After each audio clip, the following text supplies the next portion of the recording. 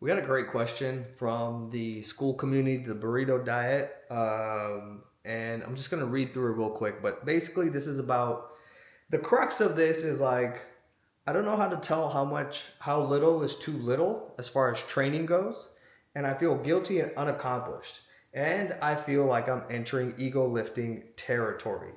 Am I doing myself a disservice by just doing a set or two and maybe some accessories? So, a couple of things. One, I'll give you some context on this person. She is actually stronger than she's ever been. She's hit maxes or PRs on everything. So, you should have no guilt associated with this. You are making progress. Even beyond that, I know everybody wants to get stronger and continue to make progress. And you watch social media and everybody's like progressive overload, blah, blah, blah, blah, blah. That is true. Yes, that's great. And obviously I'm a proponent of that. That's how strength works. But we got to remember, first and foremost, the question that we got to ask is anytime we have a question, we don't just answer it. We first have to set the stage. Like, what is the context here?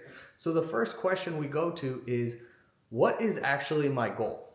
And if you're watching me or listening to me, pretty much 99.9% of us, we are not trying to be, the world champion powerlifter and set the highest deadlift on the planet. We're not trying to be IFBB pros, and win the Olympia. We have a couple of goals. We want to look really good, okay? We want to be very strong and feel good, right? So those are and be healthy. Like those are our main goals.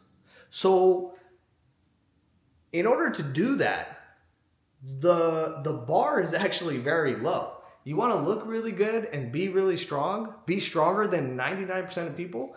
It doesn't take much. Okay. So I know social media shows everybody has a 700-pound deadlift.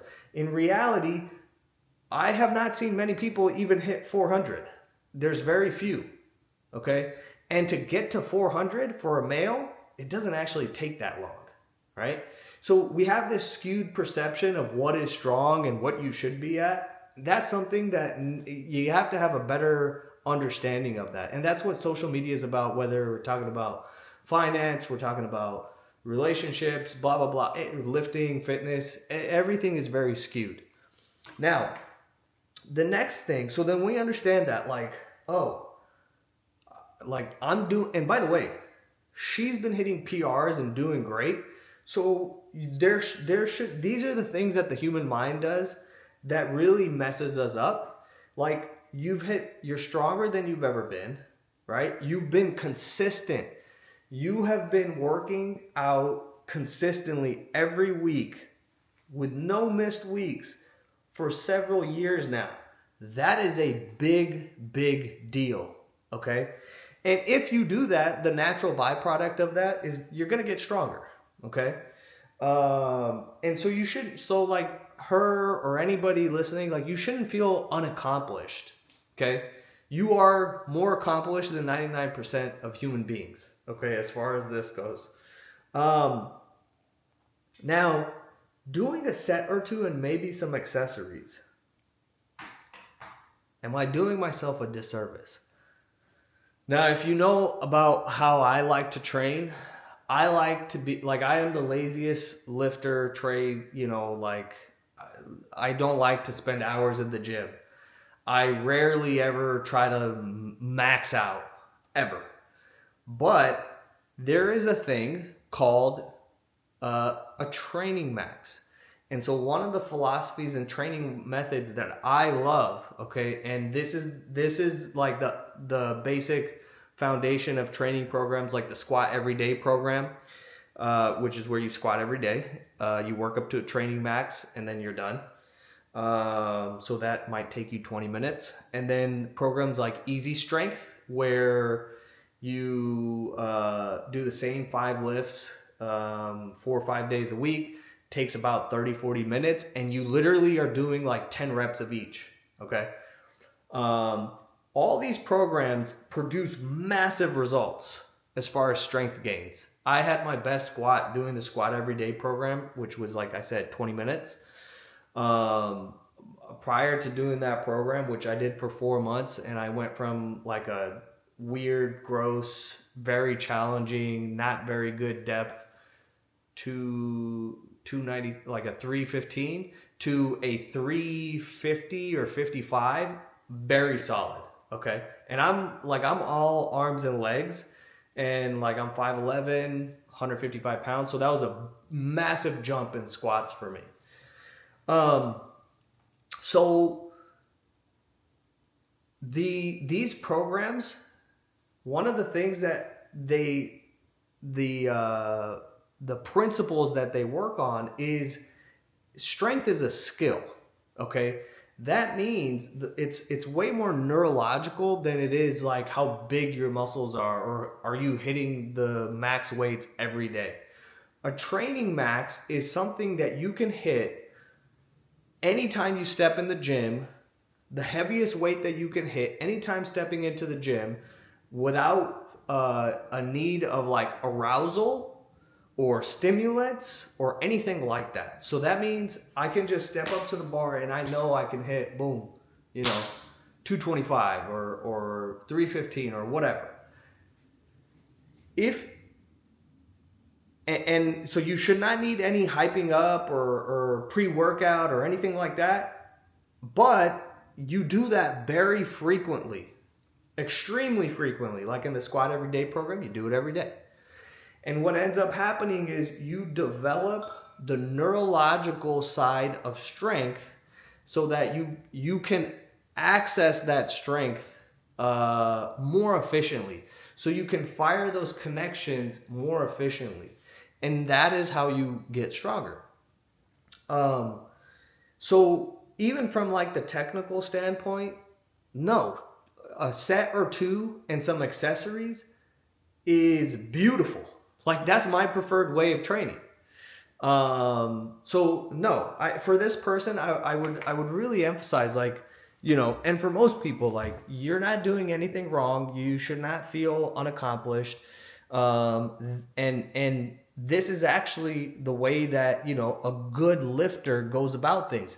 A good lifter will adjust each day according to how they feel that day, right? And sometimes you might feel like poop, and then you walk in, you do a few sets, and then everything turns on, and then you feel better, right?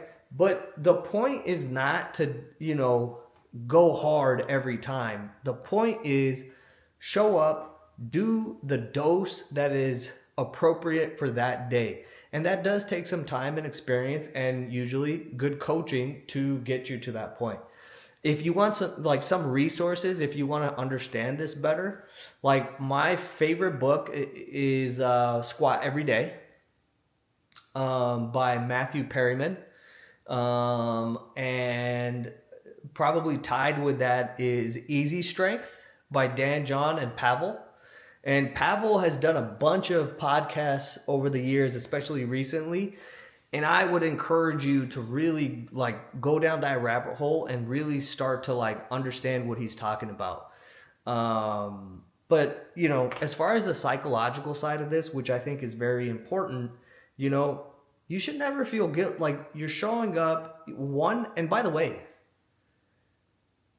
you're working out consistently, and let's say you just, do some, this is the common perception is workout should be brutal and, you should go balls to the wall and XYZ. No, he who lifts consistently for the longest time with the appropriate effort levels, that means they go up and down, right? Will get the strongest overall. And along the way, you're going to get some pretty phenomenal results. You're going to look way better as time goes on, right? You're going to get way stronger than vast majority of people, right? Pretty much everybody. And I personally, I love this kind of training. This is walking in to do a set or two and some accessories. That's what I do. And I am pretty strong. I've had my best deadlift is 500, best squat is 350. overhead press. Like I can walk in cold and do 135 cold, right? And so we need to remember that the common perceptions are usually false. So yeah. Um, Last but not least, like you should never have any guilt. Like you're training, you're working out. You shouldn't have any guilt. There's no guilt. Even if you're not working, guilt helps nobody. Guilt and shame helps nobody, right? And so you just have to stay like you need the right information, and you need the right coaching and environment and community that promotes that, nurturing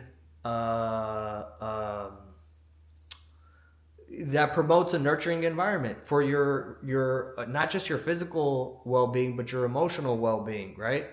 And we're far too hard on ourselves. So if any of that, you got questions, comments, whatever, feel free to share in the comments. Hopefully that helps.